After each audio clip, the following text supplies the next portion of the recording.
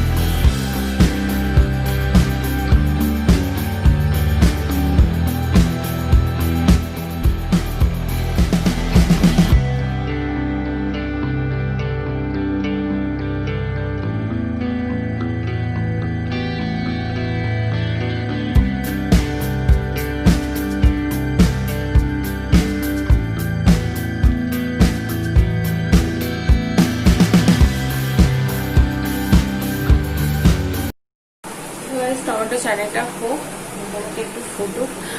আর হচ্ছে, আর আজকে কিচেনটা সেদিনকে দেখালাম ক্লিন করে করেছি একটু ওরকম, আবার কালকে আবার রাত্রেবেলা একটু চেঞ্জ করে দিয়েছি। আর জানি না এত পিঁপড়ে হচ্ছে, লাল ছোট ছোট পিঁপড়ে, কিছু একটু সামান্য পড়লেই তাতেই ধরে যাচ্ছে। ওর থেকে আসছে জানি না। আমি কেরোসিন দিয়ে মুছেছি, ফিনাইল দিয়ে তো রেগুলারই মুছি, জানি না লাক্স মেরেখা দিচ্ছি, কি জানি কোত্থেকে এত পিঁপড়ে আসছে, কি করা যায় বলুন তো, ভালো লাগছে না। আর আমার এই পিঁপড়ে টিপড়ে থাকা না অসহ্যকর লাগে। তো কালকে ওরকম দেখি রান্না করার পর পিঁপড়ে রান্না একটু পড়ে আছে, পিঁপড়ে আসছে। তো যাই হোক, আমি সেগুলোকে আবার একটু আজকের জন্য অন্যরকম ভাবে এ করেছি। মানে এখানে যে একটা র্যাকটা ছিল সেটা এখানটা নামিয়ে দিয়েছি, নিচে নামিয়ে দিয়েছি, কেন ওখানে একটু স্পেসটা রাখলে ভালো হচ্ছে গ্যাসের সামনে। আর এখানে একটা যা আছে তার আছে, ছোট একটাকে অ্যাড করেছি একটা। আর এখানে এরকম দাঁড়ান, আমি ব্যাক ক্যামেরা করে আপনাদের দেখাচ্ছি। তো এই দেখুন এরম ভাবে আমি রেখেছি।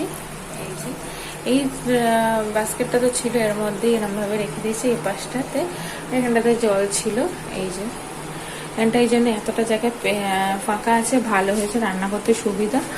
আর এই যে এখানে তো এই র্যাকটা ছিল, এটাকে ওদিকে ছিল দেওয়াল দিকে, আমি এদিকে করে দিয়েছি। আর এখানে ছোট র্যাকটাকে ইউজ করেছি, আর এখানে একটা চামচ রেখেছি, ব্যাস। সিম্পল আমি রেখেছি রান্নাঘরটাকে। আর এখানে এই যে এই র্যাকটাকে নিচে নামিয়ে দিয়েছি। তো এই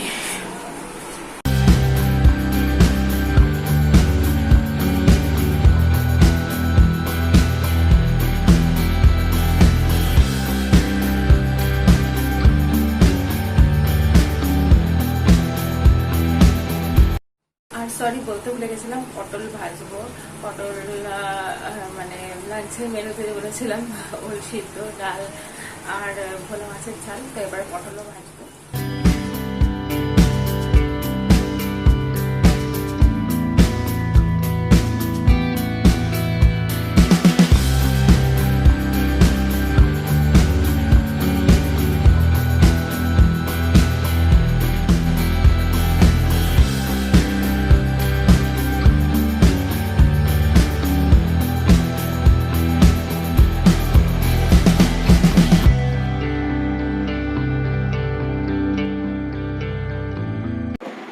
গাইস আমার ব্রেকফাস্ট খাওয়া হয়ে গেছে আমাদের। এখন পটল ভাজলাম, আর আজকে হচ্ছে এই ওলটা ভাতেও দিয়েছি, আবার কিছুটা ওল একটুকুনি কেটে নিয়েছি, কেটে নিয়ে ওলের টক করব। আমার শ্বশুরমশাই খুব খেতে ভালোবাসে, তো ওলের টক কিছুই না, জাস্ট সর্ষে ফোড়ন যেরকম চিংড়ি মাছের টক এরকম সব করে, তো সেরকমই ওলের টক করছি।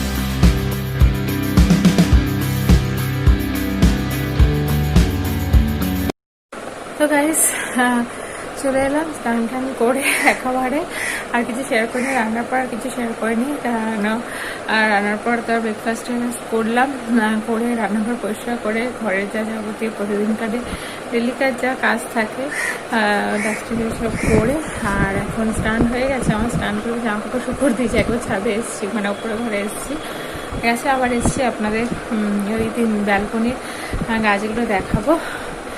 আর এই এখন অলরেডি 1:45 বাজে, আমি হাঁপাচ্ছি, মানে এত কি জানি শরীরটা খুব দুর্বল লাগছে, মানে কাজ করতে হচ্ছে, জোর করে করছি, খুব কষ্ট হচ্ছে, কেন জানি না, শরীরের মধ্যে খুব দুর্বল লাগছে। তো ভাবছি একটা প্যারাসিটামল বা এইসব কিছু একটা খেয়ে নেবো। আর আমি দেখে দিই 3তলার মানে যে ব্যালকনির ডেকোরেশনটা করেছি কিরকম, ব্যাক ক্যামেরা করে দেখাচ্ছি।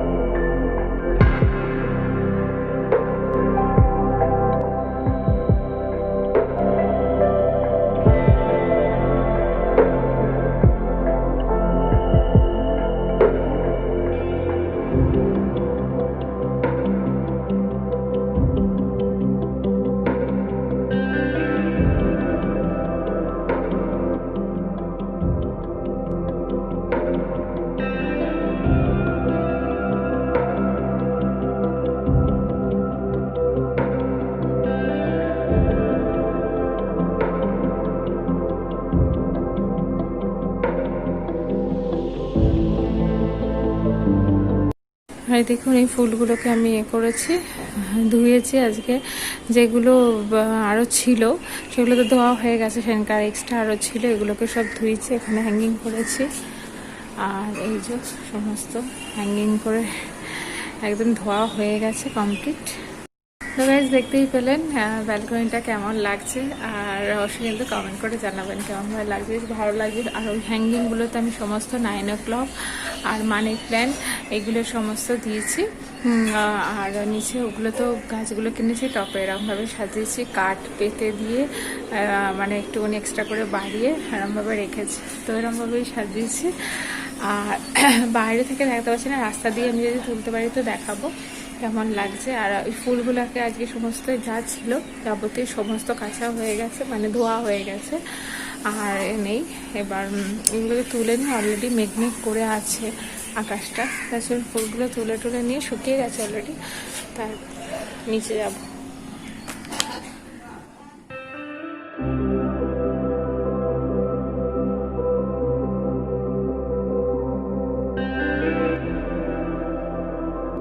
তো এই চেন ফ্লাওয়ারগুলো এখানেই লাগানো থাকে, তো যেহেতু শুকিয়ে গেছে, ধুয়েছিলাম শুকিয়ে গেছে, তো সেই জন্য আমি এগুলো লাগিয়ে নিচ্ছি।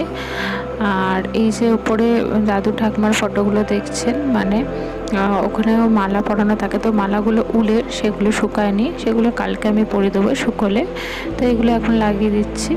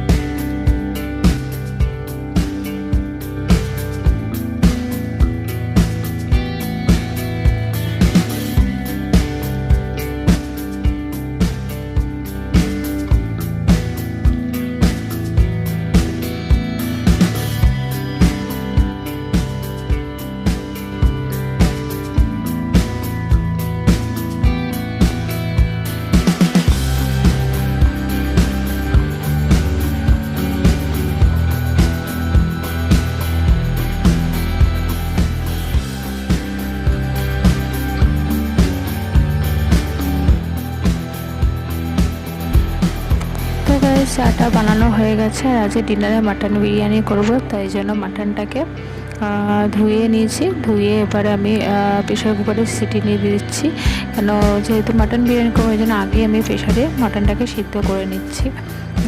তো কারণ অন্য সময় এমনি মাটনের ঝোল করলে আমি একেবারে কষিয়ে তারপর সিদ্ধ করতে দিই, তো এখন সিদ্ধ করে নিচ্ছি। তো হে এভরিওয়ান, গুড ইভিনিং। আর সকালবেলা তো দেখালাম গাছটা দিকে, তারপর কথা হয়নি। আর প্রচণ্ড পরিমাণে গরম লাগছে, মানে শরীরটা খুব একটু ভালো লাগছে না, ঠিক কেমন একটু লাগছে, দুর্বল। তো যাই হোক, প্রচণ্ড মাথা তেল দিয়েছে, চিপকু হয়ে আছে। তো সকালে তো দেখালামই, খুব একটা তো রান্না বান্না হয়নি, জাস্ট ভোলা মাছের ঝাল টাল এইসব করেছিলাম। সানডে স্পেশাল কিছুই হয়নি সেরকম। আর তো ডিনারে একটু স্পেশাল হচ্ছে, তো আজকে হচ্ছে মাটন বিরিয়ানি। তো দেখালেন মাটনগুলো সিদ্ধ করলাম, মাটন বিরিয়ানি করব আজকে। তো ওই বাবা অনেকদিন ধরে বলছে খালি মাটন বিরিয়ানি, তো ওই জন্য। আর তো আমি অলরেডি চালটা মানে ভাতটা বসিয়ে দিচ্ছি, সিদ্ধ হচ্ছে। আজকে আমি কড়াতেই করবো মাটন বিরিয়ানিটা, আর রাইস কুকারে করবো না, আজকে কড়াতে করবো। সিদ্ধ করতে বসিয়ে দিয়েছি, আমার সব কিছু জোগাড়জাটি হয়ে গেছে। আমার ভাতটা হয়ে গেলে নামাবো, তারপরে আমি এই মাটনটাকে করে তারপরে যেরকম করে নর্মাল বিরিয়ানির আগে আমি শেয়ার করেওছি। তো আর মেয়ে সবে উঠলো, ওকে দিলাম, ওই দুধ খাচ্ছে। হাজব্যান্ড এখনও ঘুমাচ্ছে। আর আজ যেহেতু মানডে, আমার শ্বশুরমশাইয়ের দোকান আছে পুরোই বন্ধ। তাহলে চলুন, আর কি সেরকম কিছু আর মাটন বিরিয়ানি প্রপারভাবে শেয়ার করছি না। আর এই প্রচণ্ড গরম, দেখুন আমার সব পাখা আছে, তো আরও যেন গরম লাগছে প্রচণ্ড পরিমাণে। আর আমার আইব্রোজগুলো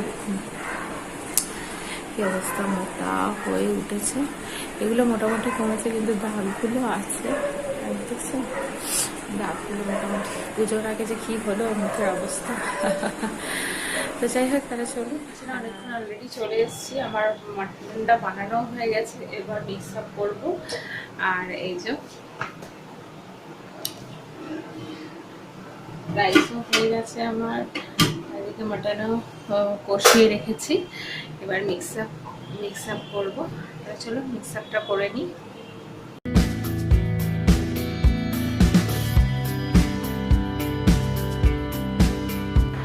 তো গাইস, তো ডিনার বানানো তো মোটামুটি কমপ্লিট। এবার এটাকে দমে বসিয়ে দেবো, বিরিয়ানিটাকে মিক্স আপ করে। আর এর সাথে সাথে আজকের ব্লগটাকে আমি এখানেই শেষ করছি, আর কন্টিনিউ করছি না। তো আজকের ব্লগটা যদি ভালো লেগে থাকে তো অবশ্যই লাইক করবেন, কমেন্ট করে জানাবেন কেমন লাগছে। আর নিউ ফ্রেন্ডরা সাবস্ক্রাইব করে দেবেন, তার সাথে সাথে বেল বাটনটা ক্লিক করে অল করে দেবেন।